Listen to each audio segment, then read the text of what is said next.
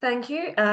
Yes, I hope everyone can hear me. It's lovely to see so many people here, and I've already seen a few familiar names in the chat from my volunteers, so hopefully you spot artifacts you found, or maybe even yourself.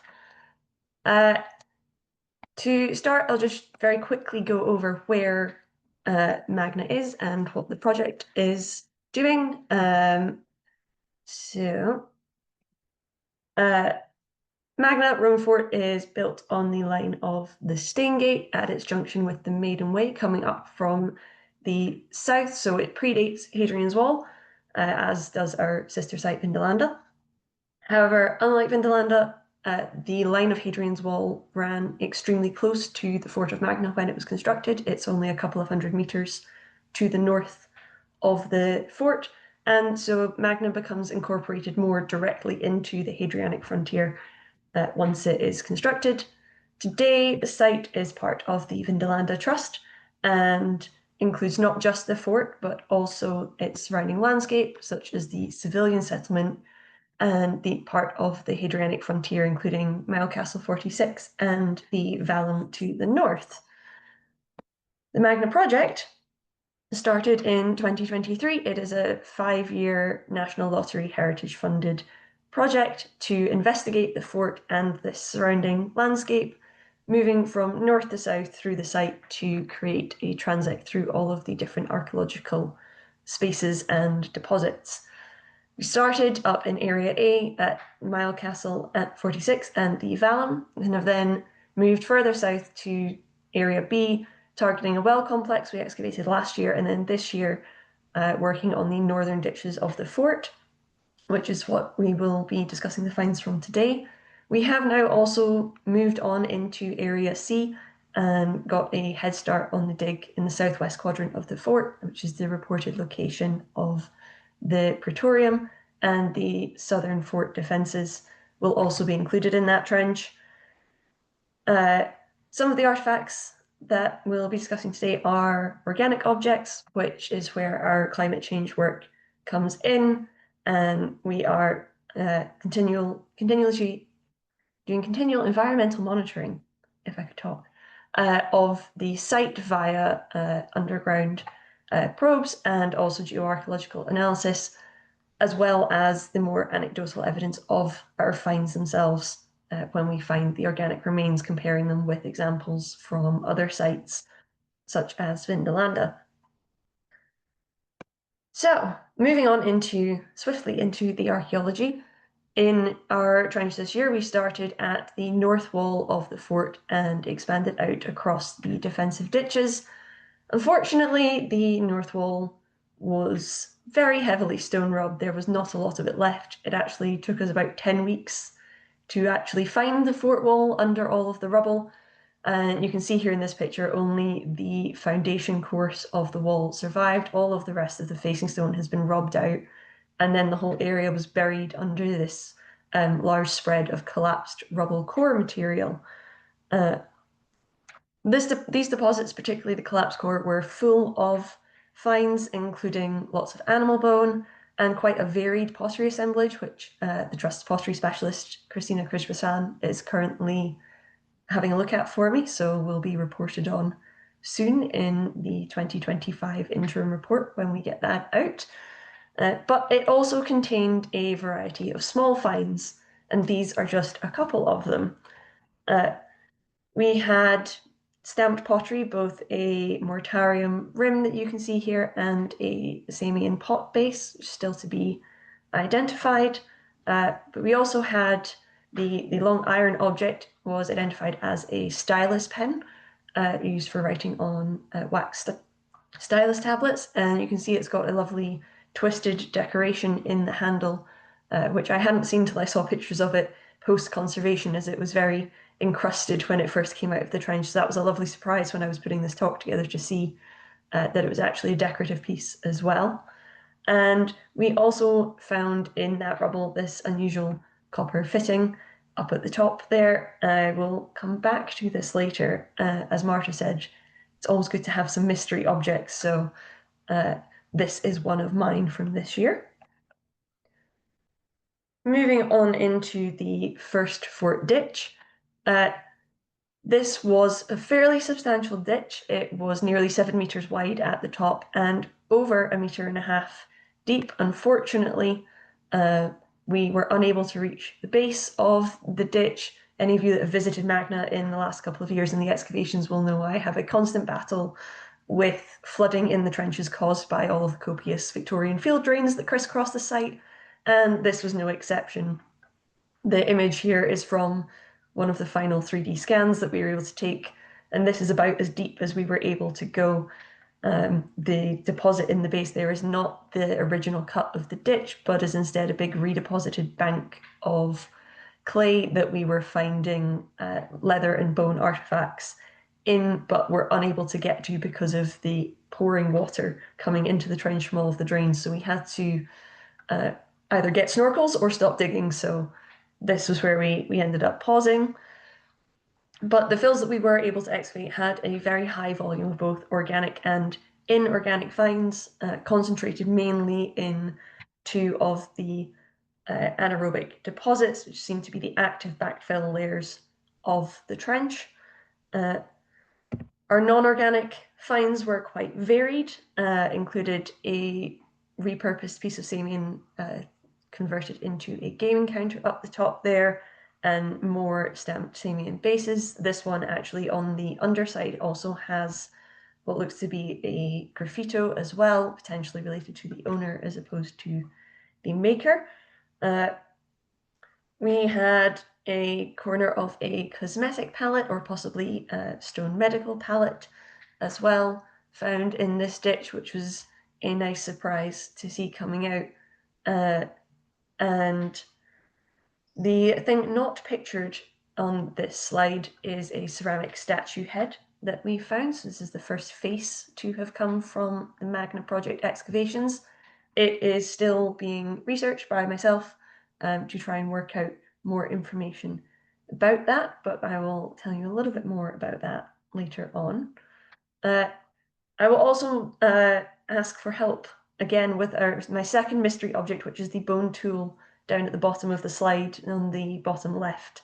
This has been identified as a possible heddle, which is a tool used in weaving to separate the warp threads to allow the weft to then be passed through in between the different warp threads to create the pattern in the weaving, but it doesn't quite resemble other known examples of heddles from the Roman world. So if anyone has seen something like this before, found it before, please do let me know. Even if this isn't a weaving tool, we do have evidence for the presence of women at the fort and on the site, because we found this lovely ceramic spindle whorl, as Marta mentioned previously in her talk. She has done studies looking at spindle whorls in Roman fort, and the fact that they are likely one of the more consistently gendered objects that we find. So it was really nice to get this coming out. I think we can all safely assume now, with research done at other forts across the Roman Empire, that women were far more present than originally thought, but it's always nice to find the artifactual evidence to go along with that yourself on the site. Moving on into the organic finds to come from this ditch, you may have seen in the news earlier this summer about our giant shoes at Magna. These all came from this primary fort ditch. Currently, we have a total of 37 shoes from the excavations this year, along with other leather items. We have the sort of catch-all category of scrap leather that we use on site, where fragmentary bits of shoes will go in if they're not enough to identify as a full object, or sheet leather, which may have been part of tent panels or leather bags, other objects like that, all go in under the scrap leather. We also had a leather thong during this season's excavations, but as is no surprise, the extra large shoes were what captured everybody's attention. These are in a category denoted by our leather specialist, Elizabeth Green from the University of Western Ontario, as over 30 centimetres long, which puts them in the range of a UK men's 12 to 14 for a modern comparison. They are massive. You can see at the top there, this is one of them on my colleague's forearm and goes nearly all the way up to her elbow. And just baffling. The very first one we found, we thought it wasn't a shoe until we got it out of the ground, because the piece of leather as it was appearing was just so long, we thought we had to be looking at something like a tent panel. And then we pulled it out and saw the foot shape to it. Amongst our giant shoes, we have a few different styles as well. So we have sort of more typical boots, but we also have the example on the bottom of the slide there, which is a very wide-toed, sort of thonged sandal, essentially like an evening sandal, and very nicely decorated. It's just missing the toe in this example, but it would have had a second sort of shaped arch there to emulate the big toe of the foot, which would have been very nice for a gentleman out on his evening walk. Currently, 8 of the shoes are extra large in this XXL category when they were assessed pre-conservation during the summer. But we do have other shoes in the mix as well. We have children's shoes in this collection. It's a very lovely example down at the bottom there. Some of our footwear is also decorated. So we have our nice evening sandal. One of the boots, you can see in the centre there, had a little stamped decoration on top of the foot, which was very lovely to spot as we were cleaning up that example on site. And we also have indoor footwear as well. We've had a couple of Carbatine, which are much softer shoes used for wearing indoors. They don't have any hobnails in the soles, and that is an example of one on the right there. That is the sole, and then the open work sections would have folded up over the foot and been laced over the top to form the shoe, rather than having the multiple sole layers with the hobnails that the other boots have in them.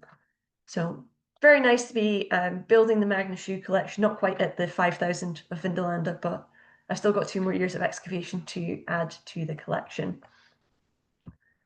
We also had a few wooden objects preserved in this ditch as well, not quite as plentiful as the leather objects and the leather shoes, but we had a few different examples of tent pegs. It's one at the top there to go with our probable tent panels. We also had a few small wooden staves of the sort of size that would come from a bucket or maybe a big sort of tankard mug. No barrels as yet. There must have been barrels on the site, however, because we did find a bung used to stopper one. It was a very nice sort of conical bung, and looks much like you would see in a cask in a distillery or a brewery today. We also had 2 different hair combs. Unfortunately, neither of them are complete. You can see the both examples here. They're definitely different combs. They are slightly different techniques used in making them. The one at the bottom of the slide is a slightly finer example than the other. It's made of boxwood and was compass cut during its manufacture, so as the central bar running down between the teeth has a slight curve on it, which is a particularly skilled technique to be able to pull off as a woodworker. So we're getting evidence not just of the soldiers, but also potentially people with some cash to spare to buy themselves nice combs rather than just functional combs. And the big exciting news is that we have our first writing tablets from Magna as well from in this ditch. So we are now keeping up with Vindolanda in that sense. We had 2 writing tablets come out this summer, a stylus tablet, which is a little bit more intact, and also a fragment of ink tablet as well. Now that all of the excitement of the first ditch has passed, if we move into the secondary fort ditch, it was a very different picture in terms of both the archaeology and the finds. We had much shallower secondary ditch than primary ditch, and as a consequence of it being further away from the fort, we also had a much lower density of finds within this ditch. So comparative between the two, this produced very few finds, both organic and inorganic, although the lack of organic material may be due to the poorer preservation. The lower fills of this ditch were anaerobic, but were much more desiccated and degraded than the lower fills of the first ditch, where we pulled out all of our shoes and wooden artifacts. This meant that we had no wooden artifacts from within this ditch, and the little fragment of leather you can see in my hand in that photo was the only piece of leather to survive in this ditch. It is the stiffener from the heel of a shoe, so much less organic preservation and also just much less material culture. We did, however, have some nice shiny objects. I know as the Roman Finds group, we all like to see the shiny finds. We had two circular golden glass beads. This is one that you can see here. Unfortunately, the other example was smashed, so came up in 3 tiny, tiny pieces. I'm still not quite sure how my volunteers spotted it, but they have extremely keen eyes. But these are really lovely. We found one bead like this last year as well, all circular so far. But it just shows the finds distribution from this site varies really rapidly between ditches that are not that far apart. There is only a small berm with a road surface separating the two, and yet this ditch had significantly less material thrown out in it just because it's that little bit further away from the fort. Moving beyond the ditches to the north, our trench was very long. You may have seen on the title slide the length of our trench. So because we were expecting, based on LiDAR survey, for there to be up to 5 ditches defending the north side of Magna Fort. And instead we found 2, and then a big wide area that was partially peat bog and also partially midden material. There was a third very shallow ditch feature in this area, but it is too shallow to be potential for a defensive ditch. My current thinking for it is that it was likely potentially a drainage ditch. Magna is a very wet, boggy site now and in the Roman period, so it may have been used to help drain the area immediately in front of the fort to make it more passable. But this area still produced some really lovely finds for us, particularly from this big spread of silty midden material out north of the fort. So the stamp mortarium that you can see one of our staff members, Elizabeth, who volunteered on the dig holding there, came from the very shallow potential drainage ditch, as did the other piece of pottery, which is a rim with some graffiti on it, likely from a mortarium as well. And then in the midden spread, we had a few different little melon beads, one intact and 2 fragments of Files melon beads coming up. We had our little black glass gaming counter as well. And then our only Roman coin, I should say, from this trench. We also had a Queen Victoria halfpenny. But our only Roman coin from this trench was a very early Republican silver denarius. Our coin specialist, Faye Amiro, has dated it to being minted in 43 BC. I don't have a picture of it here because it is extremely heavily corroded, and so the decorative elements are very, very hard to see in photographic images of the coin, but I can tell you it had an eagle with outstretched wings and holding a thunderbolt on the obverse, and a hexastyle temple with triangular pediment on the reverse. I did originally have pictures of this coin in the slides, and then when testing this presentation realized that they were not reading at all, and you would be looking at a corroded silver disc and wondering what it was supposed to be on the slides. So that's a very quick run through of our archaeology from the trenches. These are all of the objects that I know what they are and can make some comments on. As I said earlier, it's always healthy to have some mystery objects in an archaeological excavation. So these are my 2 mysteries from this year. First, the copper alloy object from the rubble of the fort wall. This is incomplete and very fragmentary. It's about 3 centimeters long, nearly 3 centimeters tall. The 2 curved pieces do connect together to form a loop on top of that post, and the other fragments I think probably came off of the tubular body.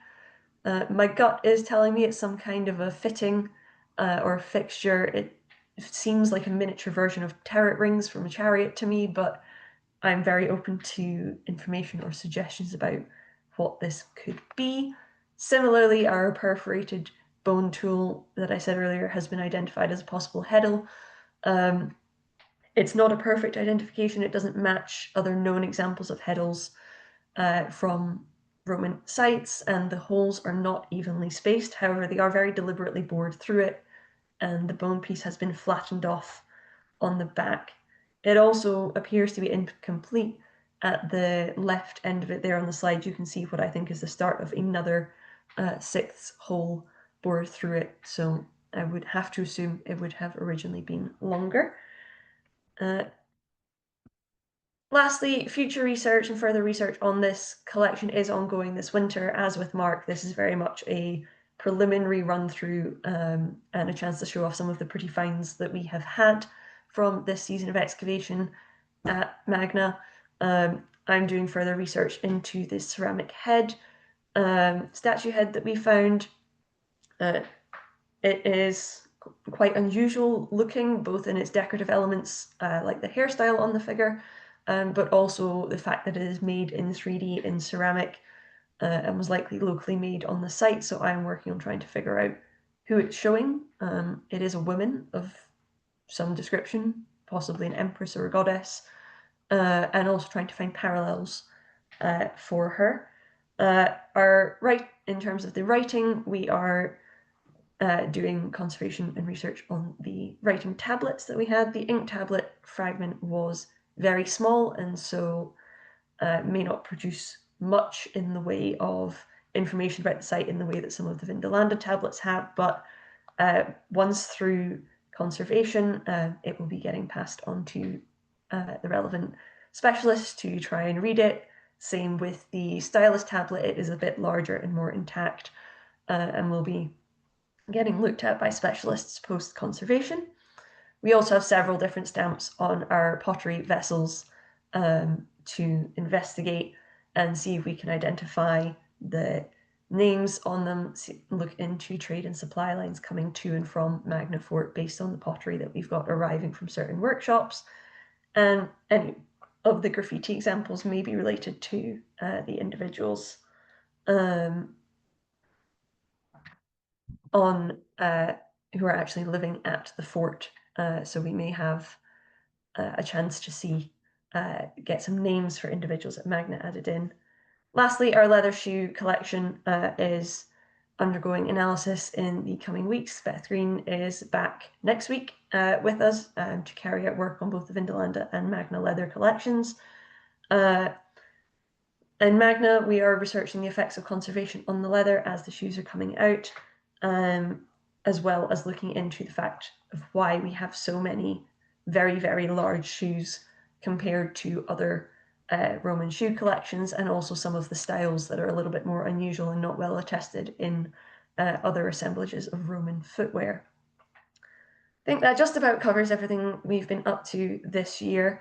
I know I said we started the Praetorium excavation, and I haven't shown you anything from that. We are keeping all of that under wraps till next year, till we've got a little bit further through what is going on out there, but please do keep an eye out to see what we are getting from inside the fort itself. Thank you.